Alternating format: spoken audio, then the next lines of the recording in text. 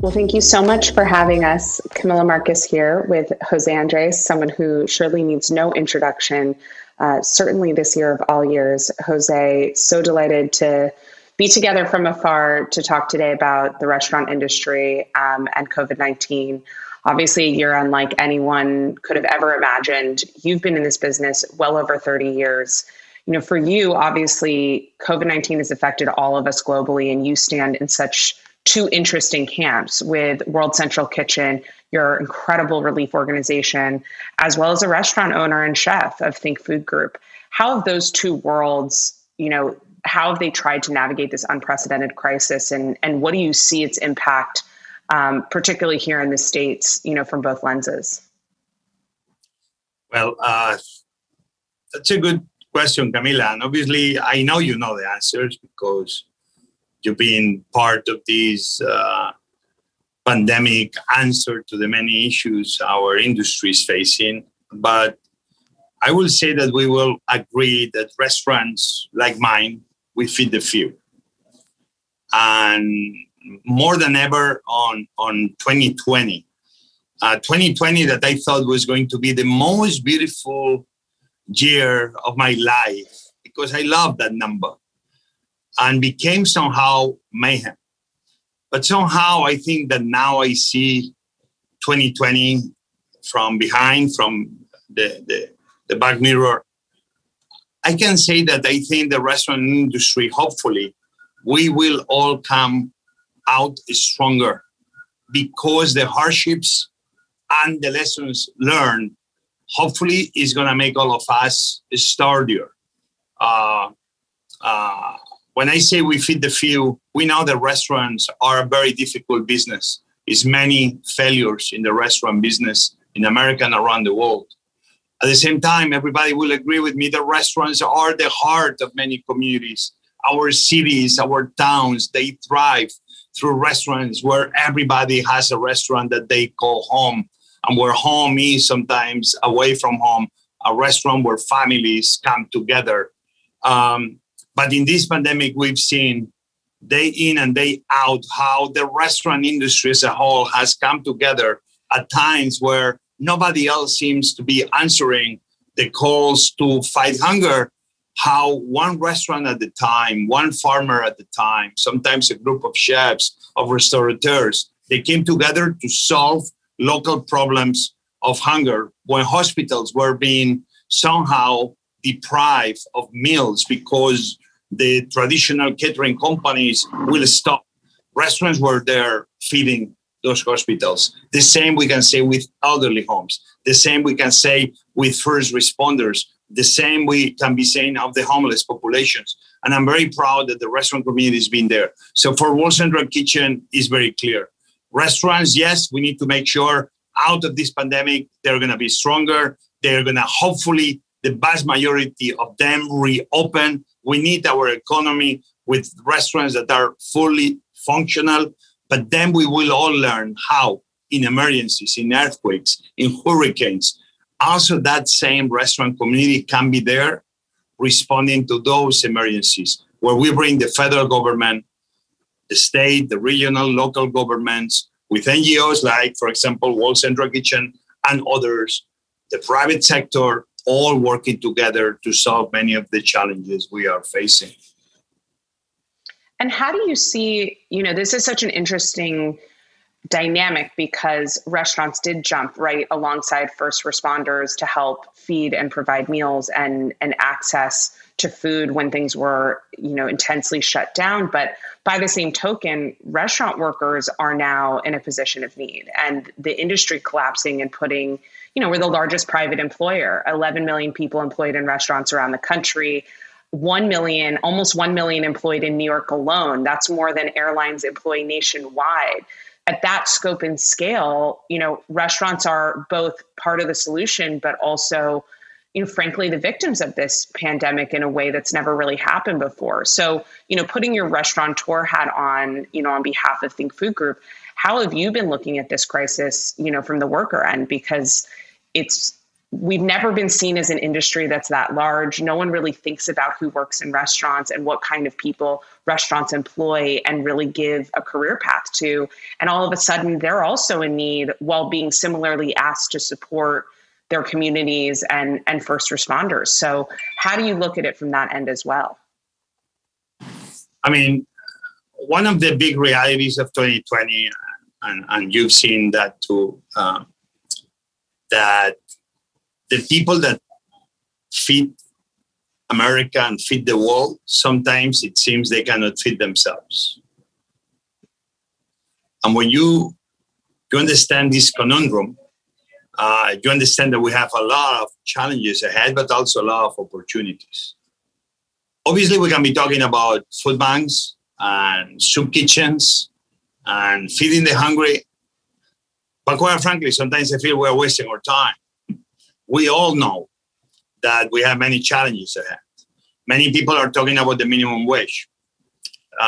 Everything has to do because everything is integrated. We cannot solve one problem without taking a holistic look to every other problem, because many times one problem happens because another decision that everybody thinks is the right one makes that problem just get worse and worse. So everything has to be 360-degree, almost three-dimensional. People talk about the minimum wage. I think we need to be talking about the living wage. What is the living wage that is right for every single employee, not only on the restaurant community, but what happens with those farmers? What happened with the 11 million undocumented that we have working in America through this pandemic, that they are the ones that they've been helping put fresh fruits and vegetables in the tables of every American household? While many of us, we were in the comfort of our homes, safe. Many men and women, many of them undocumented, they were working those fields and fish boats and other places so we could all be fed. That's why this is a challenge that we as a food community, and understanding that the restaurants, at the end of the day, we have more the power because there is the chefs, but we are only the end of the road of a whole bunch of people and other businesses that make food a reality. We need to make sure that people, they don't want our pity, people want our respect. Paying the right living wage, making sure that everybody in the restaurant industry can enjoy and share the wealth that the restaurant community can create, making sure that we don't leave anybody behind, making sure that minorities, women and Blacks and Latinos and Asians and anybody else that sometimes they feel on the side, that they are part of the solution and they are not forgotten. I do believe we need to make a restaurant community that is inclusive. We say longer tables, not higher walls. The restaurant community, we need to tear down those walls that creates inequality in so many ways. Well, and a big limit to that, for better or worse, has really been, frankly, the lack of government policy. Most people don't realize that the city and state and the federal level, despite being the second largest private employer next to healthcare, there's no office of restaurants. There's no, restaurant czar. There's no one thinking about this industry. And I think that's come to roost this year. We're almost at the year marker of COVID hitting the States, and still no full program for restaurant relief, no program for our workers, no program for restructuring, right? For what's going to happen on the other side. So, you're someone who obviously has spent so much time in Washington and been such an advocate on so many different levels. Again, sort of with your restaurateur hat, what do you think's been the biggest hurdle to really getting, our government at all levels to wake up and start to make this a policy priority? Well, Camilla, we all know that sometimes we have a lot of policies that they are not being used. I was 26 years old when I saw Secretary Glickman in the Bill Clinton era, that they passed a law called the Good Samaritan Law. There was a simple law that allowed businesses and individuals to donate food to people in need and soup kitchens and being protected from being sued. To this day, over 25 years later, is still a lot of businesses that they don't donate sometimes the food because they say they are afraid that somebody will sue them. Okay, let's come back later.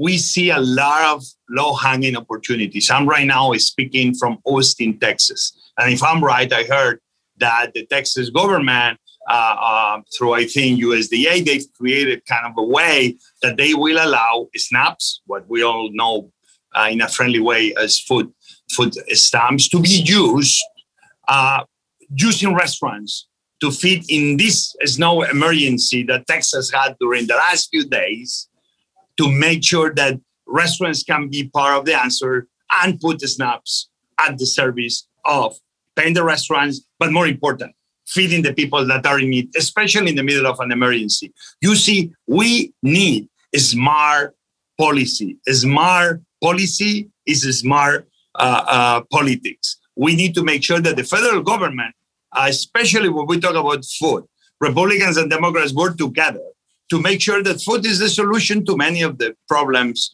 we face. So let's hope that they will see that we need our people in Washington at the state level, at the local level, the mayors, to come up with smart ways so restaurants like mine, restaurants all across America, can be part of the solution in the process, channeling money through the economy, keeping the restaurants working, keeping the people employed, paying the farmers, paying the fishermen, and creating a holistic approach to deliver the aid. Very much what you've done, obviously, with ROAR, which I think is amazing, creating all these opportunities for restaurants with this coalition. You've worked so well in New York. We need to stop throwing money at the problem.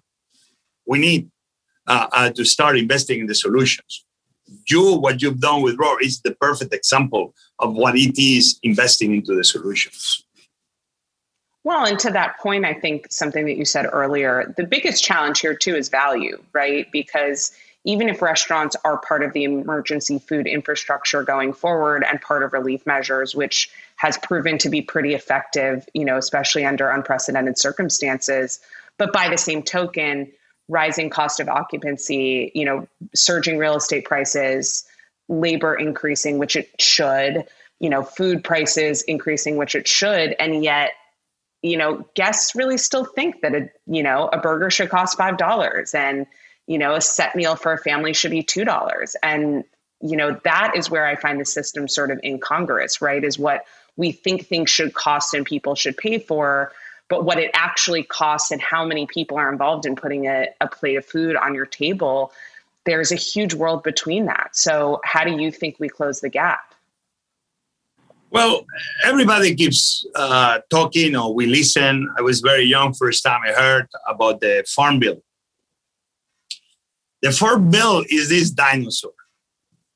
And the Farm Bill on paper is supposed to be helping rural America to do well, to make sure that rural America will keep being a place of production, not only to feed America, but to feed the world, creating jobs, making sure that rural America is richer and that the gap between the big cities and the little towns is not going to keep increasing, but if anything, decreasing.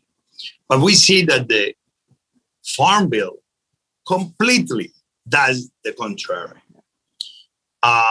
I want to have a big company. I have no problem with big companies. I want big companies is fine, and I want them successful.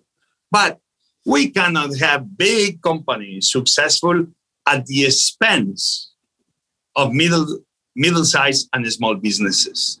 The federal government is not here to take sides. And especially if the federal government is here, government should not be here to take sides with the super big rich companies. The federal government should be always on the side of the voiceless, of the weakest, of the smallest. And this is not the case. So when you mention the $5 burger, it's brilliant what some of the fast food companies do.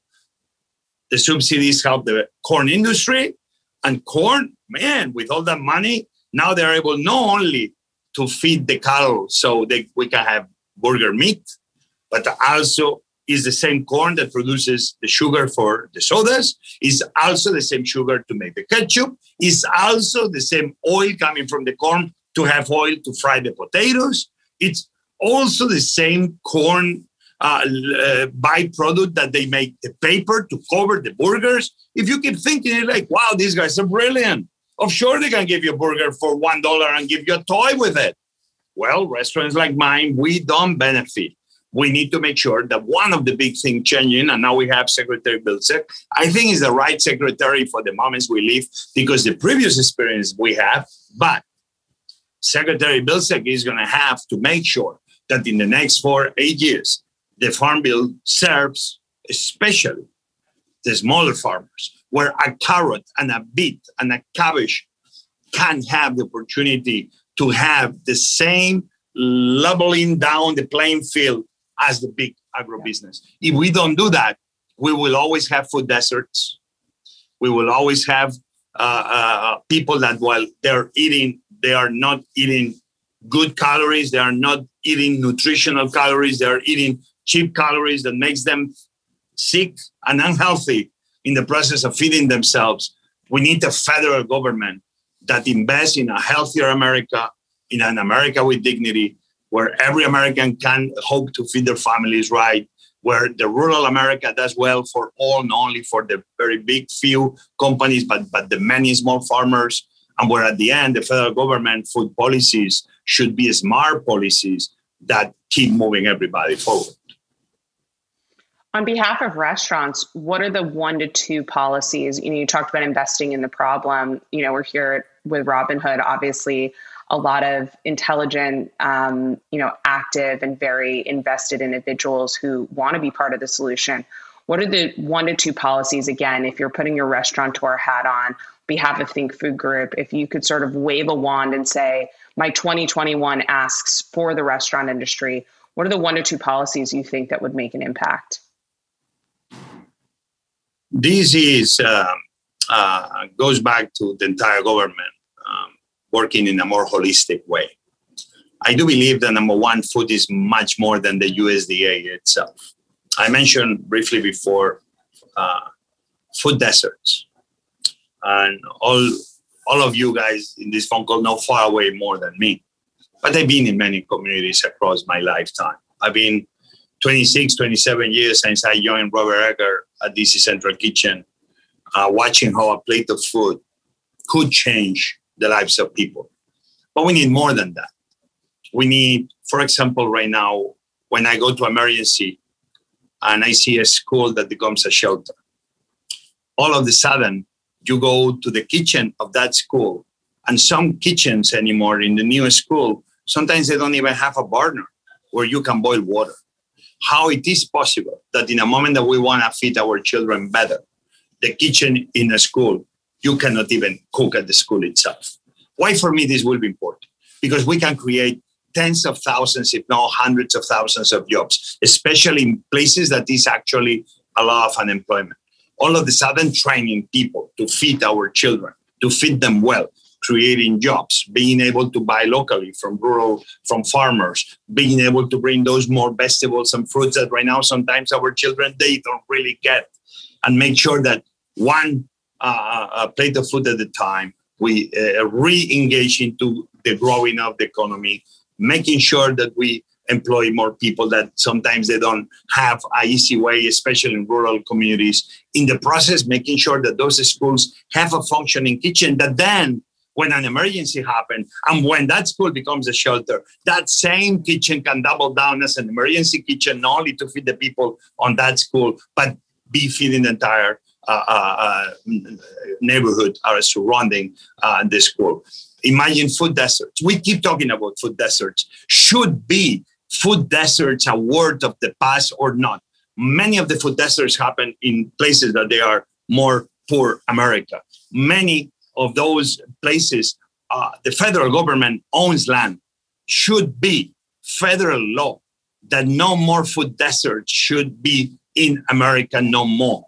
We need to make sure that anywhere is a food desert, the federal government comes in, paying 100% of the building of a market, bringing dignity to those communities, bringing NGOs, bringing private sector, creating jobs, and making sure that food deserts will not be one of the reasons why people keep being poor. What being poor is today is a formula.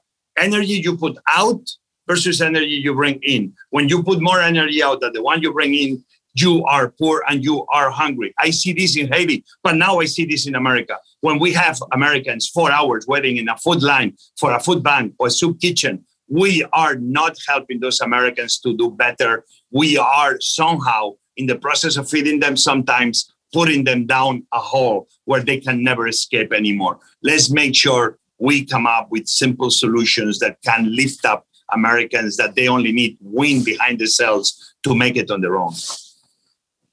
Well, I think it's also important to note that, something you mentioned about equipment, but also the cost again and the value. I mean, most people don't realize, but the DOE, I believe the budget for a child, most children in public schools eat 2 to 3 meals. That's their food line is at school. I think it's about $1 a day per child, which is, for any parent, try doing that, anywhere in the country. I mean, it's pretty crazy to have that be the budget, right, for something that's so essential as nutrition for our children. And when COVID happened, I think there was a huge gap in understanding and awareness that those kids need those meals at school. And I know, in New York, it took a gap, a real palpable frame of time for, the school system to realize, great, okay, because of COVID, you want to close down for safety, but you have to get meals to those children because they're not getting food those other 3 meals out of the day, 5 days a week, and they really rely on it for survival. So 100%. We've only got a few minutes left. And I think the most important thing to take away from this audience, as I said, diverse leaders across sectors who are very engaged in the poverty fight. What can they do right now in their individual capacity and roles to help the restaurant industry? Well, listen, you've been at the very beginning of the IRC, the Independent Restaurant Coalition. You've seen how a group of chefs and leaders and restaurant owners and others came together to be pushing this policy of trying to make sure that the restaurant industry will be supported by the federal government. Everybody at the IRC, we've been fighting almost a year now, and still we don't know if we will be successful. Even everybody I know is very helpful. I think restaurant people, food people, I hope you share it with me, Camilla, we've realized that if we come together and we work as one, if we start knocking on the doors of the people that can create change, that actually change can be within the horizon of hope that this change can be helping the restaurant industry to restart. So for me, the most important thing is what all of you in this room, we all understand that alone we don't achieve much. Together we very much. We can believe that we can solve many of the issues that we face. And for me, I just keep thinking that we need to be bold. We need to be wild. Bold means, let's say that we are going to end hunger in America once and for all. This is bold. This is crazy because it's been from United Nations to other organizations. Everybody keeps claiming the same. I was a very young boy when I heard that the UNICEF and United Nations, they were claiming they will end childhood hunger by the year 2000. Here we are in the year 2021.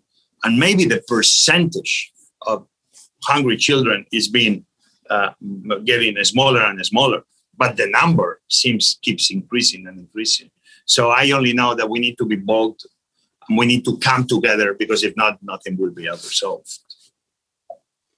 Absolutely. And I think, for those who maybe don't know the Independent Restaurant Coalition, you can go to www.saverestaurants.com. We have been lobbying since March 15th of last year for the Restaurants Act to be passed, which is a federal relief bill, $120 billion for restaurants across the country. It's the first and most important gating issue, right? If you can't keep restaurants alive, if they can't reopen and they can't reemploy, nothing else, which surely there needs to be a larger restructuring and much more change policy, as you said, integrated with the food system. But that can't even happen. None of that will be frankly effective or matter if the entire industry collapses. And so that's really where we still stand, sadly, 12 months in. Should have been a foregone conclusion given so many other industries that received help off the bat and multiple times since March. So again, saverestaurants.com. We absolutely need federal relief as a first step. And then the next step is really thinking about policy at the city, state, and federal level of how do you make an industry that went from, 20% margins to 5% that employ so many people and provide such essential jobs and such an essential distribution function, right, for food in America. They can be part of the solution, but they can't do so if they're on the fringe of, financial collapse and unable to keep their teams engaged. So restaurants act first, and then we need to think about much more integrated smart policy, as you said. Really, Jose, it is such an honor to get to interview you today. Thank you for being truly a hero for all of us. I know globally, but particularly in America during this year of need. And for our industry, you've been such a beacon, a lighthouse, and really such a tremendous leader paving the way forward. We're very grateful to you. My friend, the work you've been doing, supporting the restaurant industry, your restaurant industry with very creative, innovative, simple ideas, and being there next to those restaurants, and they needed wisdom and somebody next to them, moving them forward. This is what this country is all about, because people like you decided to step in, to step out, and to say, I'm going to be here next to the people that need help. And thank you for all you've done. And I know all you're going to be doing in the days and weeks and months and years ahead. And everybody, obviously, Robin Hood, you are all an amazing family. You all do an amazing work. And I do believe all of us combined together, we can end hunger. We can change America, and we can change the world. As you said, together we can, and Robin Hood Nation being a big part of that.